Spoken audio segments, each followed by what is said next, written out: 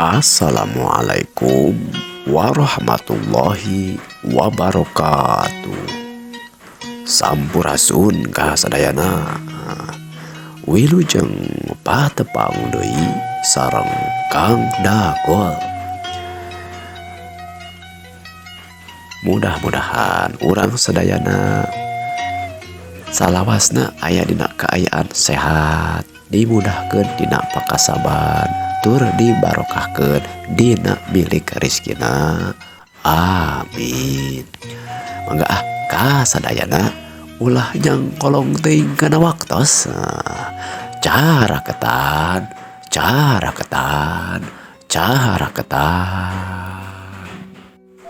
Dongeng tilu Jawara bagian ke-42. Saditenggalkeunna ku rencangna Patih Wijana satuluyna calik weh dina kursi, sabari ngararasakeun endahna alam waktu harita. Tangtu wae sakitu matak betahna sabab panon poe nyirorot nyinaran ka bumi. Langit taya pisan aling-aling dipapaesan ku sora manuk anu recet we patemalan jeung pada baturna diselang-selang ku sora kongkoronggok hayam atawa sora embe jeung sato-sato sejen anu ilahar aya di kampung waktu harita. Cag urang tuna sakedap kaayaan kijanan. Punten ya maksud teh kaayaan Patih Wijana. Ayeuna urang kocapkeun lumampahna kijanan waktu ninggalkeun Patih Wijana teh.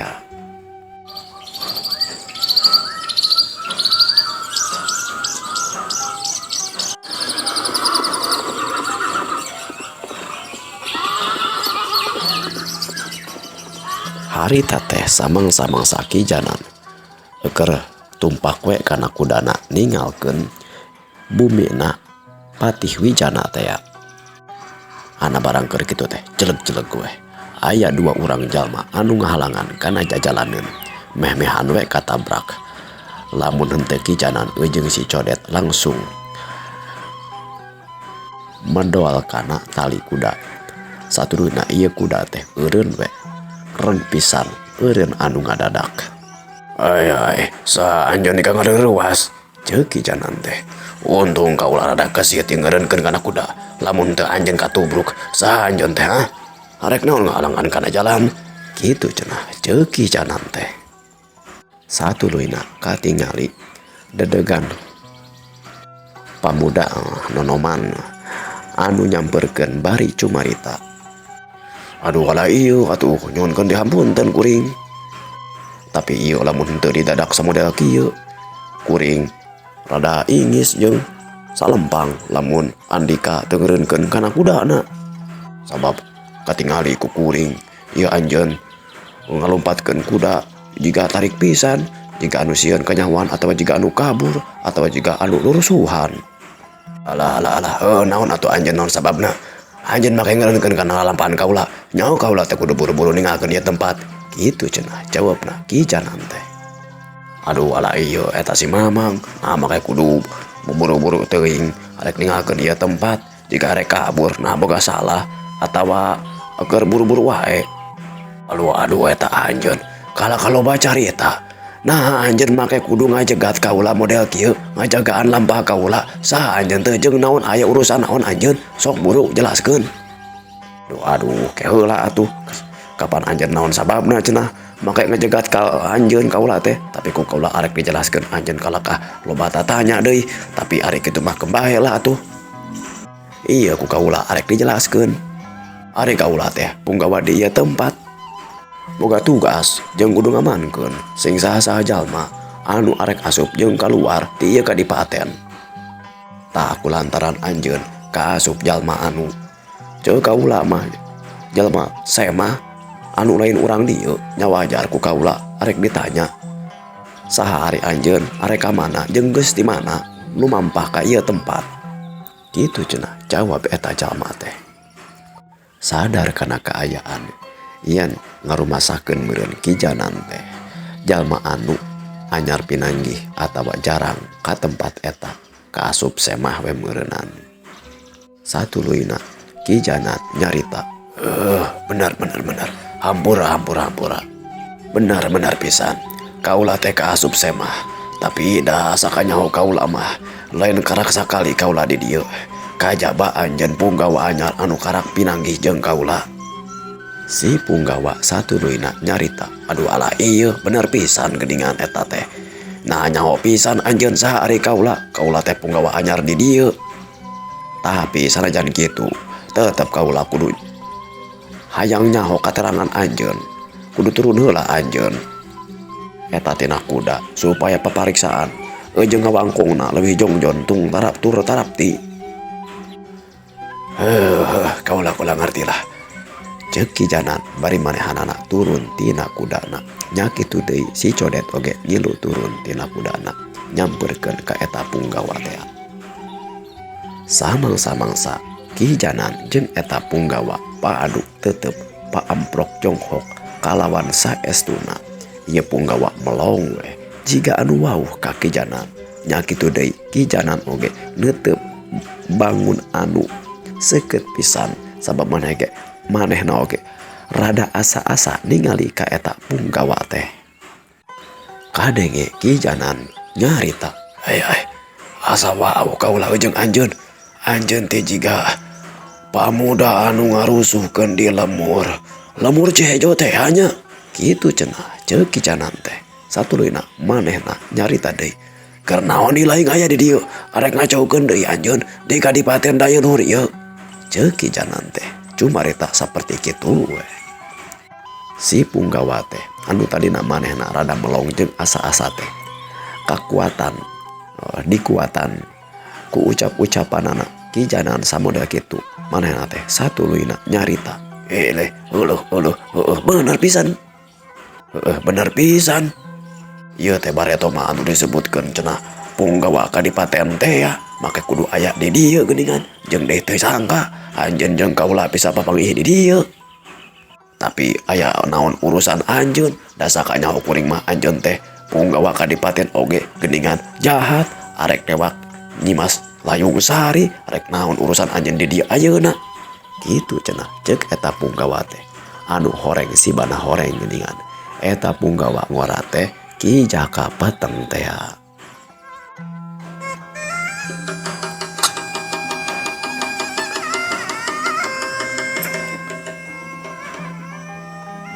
Atuh teh loba carita deui. Musuh anu geus lila papanggih deui teh langsung we masang kuda-kuda. Si Jaka Peteng langsung karengkenek masang kuda-kuda. Nya kitu deui Ki Janat oge. Satuluyna ieu dua jalma anu mumusuhan teh langsung we pasang jurus. Satuluyna mah masangkeun jeung nibankeun serangan-serangan anu mateni kalawana. Peureub ditakis, paadu takis, laluncatan silih tajong, silih teungel.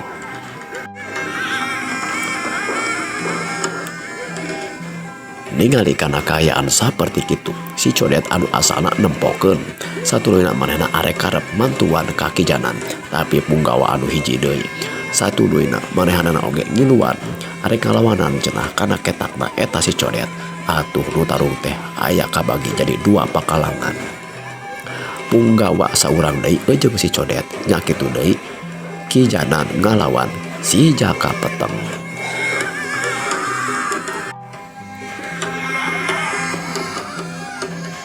Satuluyna der we tarung dua pakalangan teh. Tarung anu kajadian tarung anu dina kaayaan saimbang. Aya kana saparapat jamna nu tarung teh kitu jeung kitu we silih serang silih tonyok. Malahan mati kaya nu kabeunangan sagala rupa. Tapi nu kabeunangan saurang deui emu eleh. Manehna oge nibankeun serangan kalawana. Kitu jeung kitu we. Nyaeta lumangsung sababaraha waktu. Eta kaayaan teh kajadiana di tengah lemur. Atuh tangtu wae kanyahoan ku saban-saban jalma anu ngaliwat di eta di eta jalan di pasampangan. Beja tarungna punggawa kadipaten jeung kijanan anu tangtu wae warga-warga di dinya oge geus rada wararaweuheun saari kijanan teh nyaeta punggawa kadipaten di Giri Sapta atawa dayeuh Parahyangan teh. Cendek nama aya 2 punggawa kadipaten Giri Luhur jeung punggawa kadipaten Parahyangan tarung cenah. Eta beja teh langsung we nepi ka Ki Wijana atawa Raden Wijana teh.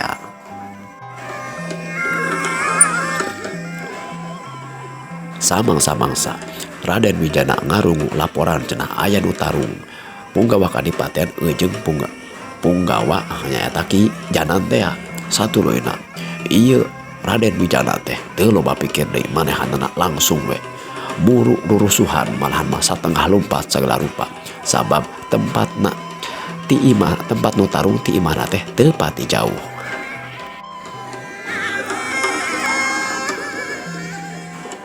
Samang-samangsa Raden Patih Wijana pas nepi ka tempat pakalangana anu tararung teh bener we eukeur tarung masih keneh ragot masih keneh teu can aya anu asor atawa anu menang masih silih tonyok silih tajong tapina geus katingali loba jalma anu geus aya jalma anu tatu sababeun kakenaan ku panenggolna tapi ieu tarungna teh masih keneh dina kaayaan lengor kalawan teu make pakarang.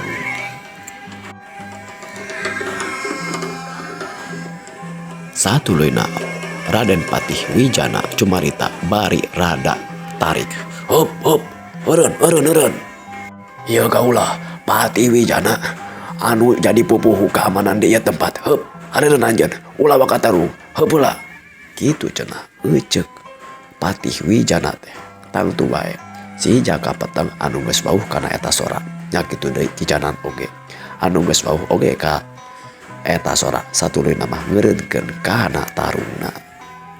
Malahan mah katingali oge si Codet katut punggawa nu hiji deui teh oge ngeureunkeun kana tarungna.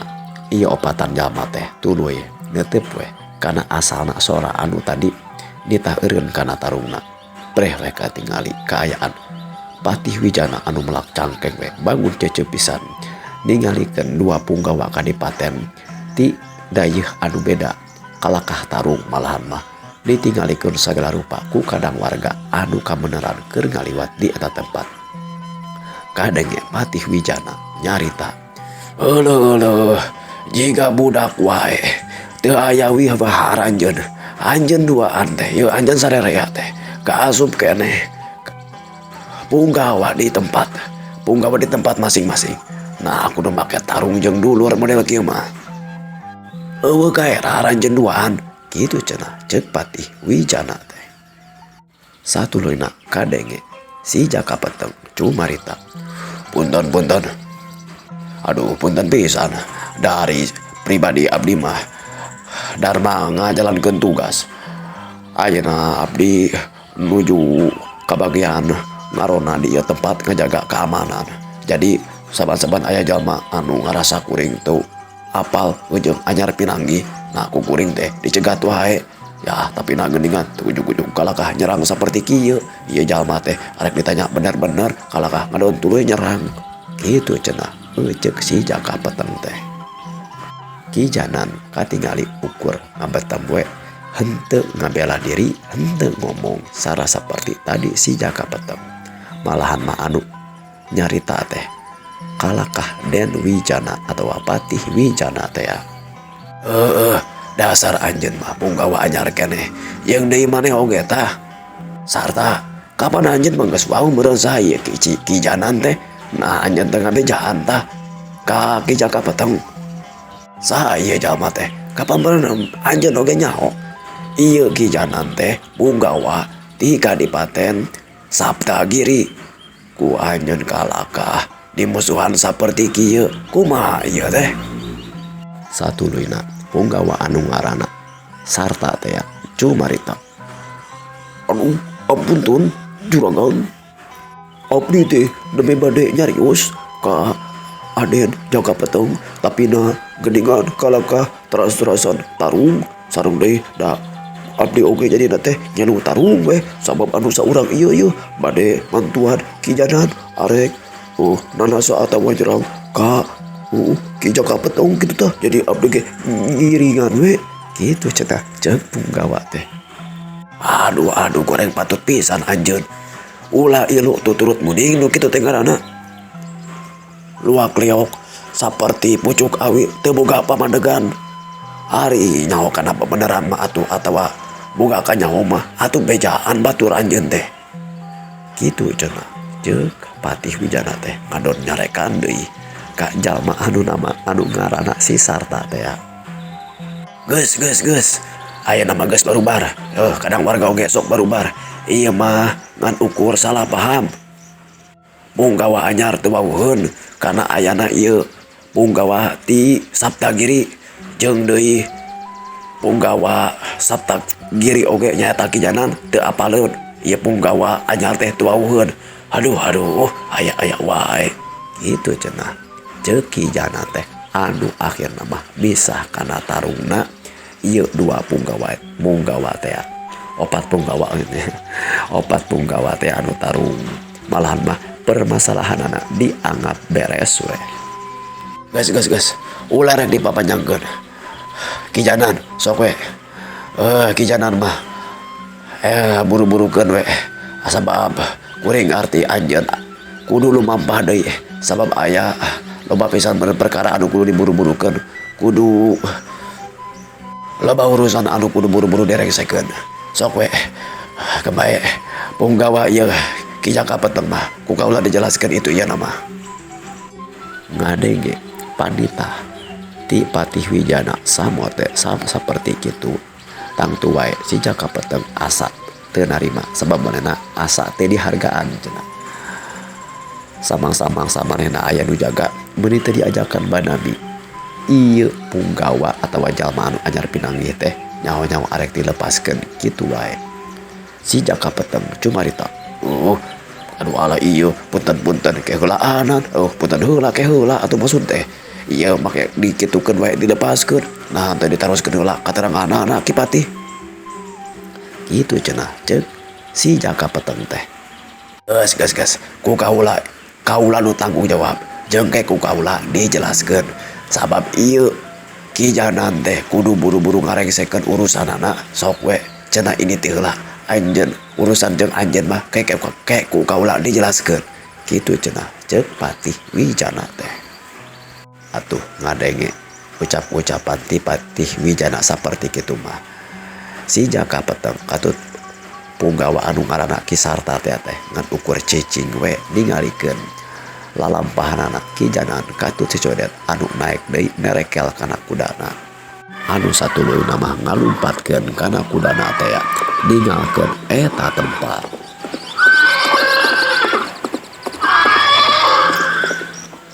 Sanggeus Kijanan katut si codet rada jauh.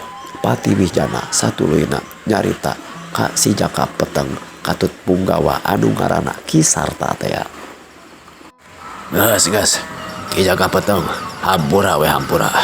Jeung deui ulah rek dipapanjangkeun sabab kaula moal bisa narima lamun aya Punggawa ti Kadipaten sejen kalakah tarung jeung Punggawa ti Kadipaten daya luhur ieu.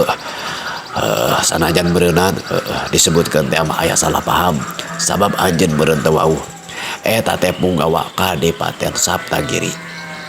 Geus aya urusan ti kaula tapi sakumaha nu tadi ku kaula dijelaskeun manehanana teh ayeuna keur aya urusan sejen anu kudu buru-buru direngsekeun.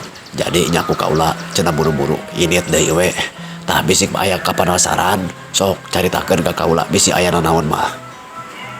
Ngadenge kekecapan ti Patih Wijana saperti kitu si Jaka Peteng mikir dina sajeroning hatena kieu cenah pipikiranana teh. Nusa kanyaho kuring mah ieu jalma teh jalma jahat sanajan heueuh cenah pangkat Punggawa Kadipaten tapi da nu kanyaho kuring mah kalaka arek nyulik Nyi Mas Dayung Sari teh ya jeung deui da boga laku lampahan nu goreng tapi aya urusan naon ieu jeung Patih Wijana Aduh, hari aya kieu mah kuring kudu badabi ya. Ujung si Acung ya. Oh, aya nama kata Raden Tirta. Tapi jeung kudu badabi oge ya. Jeung Ki Jembar ya. Aya nama urang turutkeun we. Kudu heula we lah ya. Naon wae anu anu diomongkeun nama. Lah kitu lah. Kitu cenah pikirna si Jaka Peteng teh. Satuluyna si Jaka Peteng cumarita. Oh, aduh alah iyo nya kuring oge berenang nyuhunkeun dihampunten sabab da kuring teh uning aku anjeun. Oh, kuring teh berenang anyar teh di dieu teh. Hampura oge kitu kuring oge atuh da upami papendak mah hoyong direngsekeun bisi engkeun aya papendak di jalan di pasampangan kalakah ngadodoho jeung ngamusuhan hayang males kitu atawa jadi tarung deui tadi nama hoyong kitu tah Ki Patih Wijana. Kaharti ceuk Patih Wijana teh kaharti ku kuring ge tapi kembali eta mah ke ku kaula dijelaskeun oge sanyana da sabenerna mah geus dijelaskeun sanajan tadi Acan Rintih jeung Acan Daria ngajelaskeunana sabab meureun masih kena aya dina kaayaan paloba-loba omong. Tapi ayeuna mah geus we meureun saperti kitu. Tah kuring arek balik deui ka imah kuring jeung sok lah Ki Jaka Peteng jeung Ki Sarta mah sok laksanakeun deui tugasna ngan meureun engke mah bisi aya anu saperti kieu tong ujug-ujug langsung tarung. Tapi kudu dipariksa heula saestuna ulah nyaho-nyaho jadi tarung saperti kieu we. Tah utama nama anjeun Ki Sarta sok sing bisa naonnya sing bisa jadi iyalah pakumaha anu puguh meureun Ki Sarta mah leuwih nyaho pan meureun kaayaan saha wae anu osok ka tempat ieu atawa ka ieu ka daya luhur ieu kitu maksud teh. Mun pisan nyuhun dihampunten abdi oge geus ari kitu nya kuning mundut diri arek balik deui ka imah kuring nya sok nya kerjakeun deui tugasna kitu cenah ceuk Raden Wijana teh satuluyna manehanana idit ninggalkeun si Jalu jeung punggawa anu ngaranna Ki Sarta teh.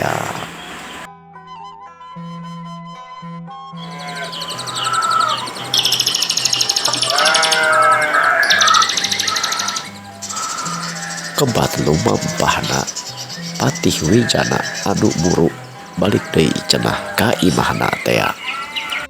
Samangsa Patih Wijana datang deui ka imahna katingali di imahna teh geus aya jalma anu nyampak we malahan mah tikang kabangjakeun sagala rupa horeng sibana horeng geuningan Raden Raksamudi tos ngantosan we tita tadi keneh malahan mah ceuk rencangna Patih Wijana mah samangsa Patih Wijana idit aek nempo jalma anu keur tarung teh. Raden Raksamudi oge kabeneran datang ka imahna Patih Wijana. Singkat carita Patih Wijana jeung Raden Raksamudi teh geus diuk we paduduaan di jero imahna Patih Wijana. Patih Wijana cumarita. Aduh hampunten pisan ya Raden Raksamudi sabab dia teh kaulah aya ngabereskeun heula eta geura aya barudak make kudu tarung cenah tah punggawa si dasar si Jaka Peteng teh ngariweuhkeun. Aduh jadi we meureun aduan nya.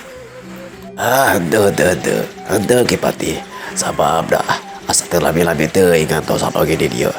Tapi urang jojoring geusna bae atuh aya naon jeung di asa-asa ku ngadadak teuing bake ngangkir kaula kedah engal-engal nepangan ka jaba deui mah kudu ka bumi deui biasana mah lamun henteu di pendopo pan kapan di Paseban lamun aya naon urusan nya urusan negara mah kitu. Satuluyna Patih Wijana cumarita deui. Ari sabenerna mah ieu oge kaasup keneh urusan negara. Tapi aya hal-hal anu kudu dibadabikeun kalawan Daria jeung ieu mah antara urang duaan we. sakumaha anu samemehna pernah dirarancang ku urang sadaya. Urusan ujung Kadipaten Saptagiri kapan beureun de Raden Raksamumi ge pernah urang padami samemehna kitu kapan? Hai, nu mana teh atuh nu mana teh sok jelaskeun. Ulah sok kagok-kagok ameh cek bahasa kolot mah teu gantung areuyeun ameh puguh bluk brak wak cabalaka sok ameh jelas. Oh gitu. Ari jelas ting mah moal aku kaula bare arek diterangkeun sabab lamun arek dicerangkeun saca balakana mah jadi panjang deui. Tapi ieu mah urusan perkara pamentana ti Kadipaten Saptagiri anu arek menta kaula ngilu ngamankeun di wewengkon Saptagiri. Tah nu eta ayeuna kaula geus meunang ti utusan nu tadi ya nya biasa we kijanan nya meunang meureunnan istilahna mah mere surat anu dilungsurkeunana anu bibitina beurang ngirimna teh ti Raden Sukarma teh gitu. Jadi keayaan di Kadipaten Saptagiri mah geus teu meunang deui diengke-engke meureunannya kitu meureun picaritaeunana engke ka Raden Adipati Purwajaya teh supaya ieu Raden Bupati bisa ngawidian Patih Wijana indit nulungan bantuan ngamankeun kaayaan di Saptagiri kitu sanes. Tah kitu pisan leres pisan kitu. Tapi aya hiji halangan meureunnan ieu. Ari samemehna mah ku kaula teh aek dipasrahkeun kaayaan keamanan teh ka Raden Jangga. Tapi sakumaha teu dikanyahokeun ku urang. Yen Raden Jangga teh keur aya rarancang atawa tugas nu sejen. Istilahna mah keur aya hubungan we jeung Ki Angker Tama teh. Tah kumaha beureun lamun dina kaayaan saperti kieu tah ieu nu bakal jadi naonnya kabeung berat teh jeung arek dibadamikeun we jeung anjeun Raden Raksamumi. Satuluyna Raden Raksamumi ngawaler. Tah eta oge anu jadi osok jadi patarosan ti Raden Adipati Purwajaya. Kamana cenah Raden Jangga teu katingali ngalaksanakeun tugas. Tapi sanggeusna ku kaula dijelaskeun yen aya rarancang ujung Raden Wijana kitu tah ngeunaan keamanan ti Saptagiri anu tangtu wae aya sangkut pautna oge ujung keamanan di Kadipaten Dayeuh Luhur. Da sabab urang teh istilahna mah dua kadipaten anu rada deukeut istilahna mah tatangaan. Hartina mah lamun aya keamanan anu kaganggu di Saptagiri nya tangtu wae bakal saeutik lobana gancang nerekam atawa mangaruhan oge kana keamanan di Kadipaten Dayeuh Luhur ieu. Tapi kapan eta pemeureunnan Raden Patih Wijana oge nyalira kantos ngadugikeun masalah eta mah meureun ka Raden Bupati Purwajaya oge. Ari urusan bebeja jeung ka Raden Adipati Purwajaya mah geus beres sabab eta mah ti samemehna oge ngan meureun ieu aya masalahna ceuk kaula oge. Saha kira-kirana anu bakal jadi pupuhu jang ngamankeun di Kadipaten Dayeuh Luhur ieu. Ari kana kaayaan mah lamun ningali kana kieu Raden Adipati Purwajaya teh pasti bakal nugaskeun ka Ki Jembar katut deui nya meureunnan punggawa-punggawa anu sejena jeung bisa wae meureunnan bakal nyuhunkeun tah Kaki Patra ti Padepokan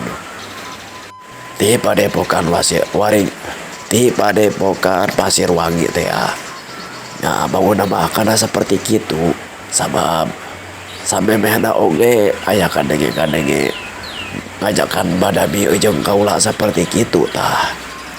Saturuyna Raden Raksabumi nuluykeun kana kekecapanana. Hari ceuk kaula mah kieu Den Wijana. Eta mah nya pasti berenang.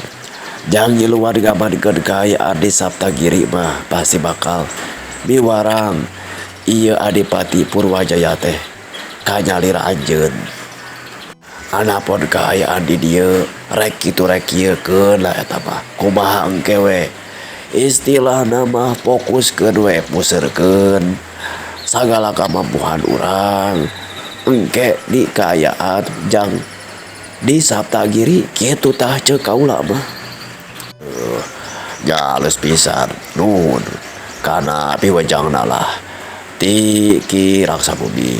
Tapi nya kuring teh bakal leuwih reug-reug gitu lamun jalma anu ngalungguhan samentawis kitu tah nyelangan kaula ngaganti kaula keur pindah tugas ka hayang mah ku kubalan urang anu saekol ujung kana narajang urang kitu tah maksud teh.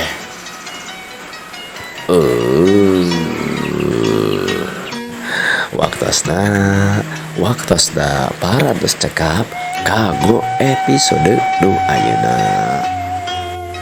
Urang teraskeunnya dina episode salajengna ngaturkeun nuhun ya ka anu parantos komen cenah ye dina kolom komentar channel Kang Dago. Di antawisna Kang Dulman 2025 teras deui @bintang carita lah gitu tah. Teras deui aya Teh Iis Yuliani gitu tah. Kunjung 24 cenah ya ti Bandung manco cenah tah. Teras deui Dedi Rohendi 7727. Teras deui Dekman 80. Teras deui Abah Cikal hadir cenah ti Palabuhan nya pamit lebat tah. Sareng saresna pangintennya urang keurih tah. Anu komen ka anu atau subscribe insyaallah ditoelan panginten tah. Sareng ka anu teu acan like atawa komen sareng subscribe di antosku Kang Dago. Wilujeng patepang deui. Perbion.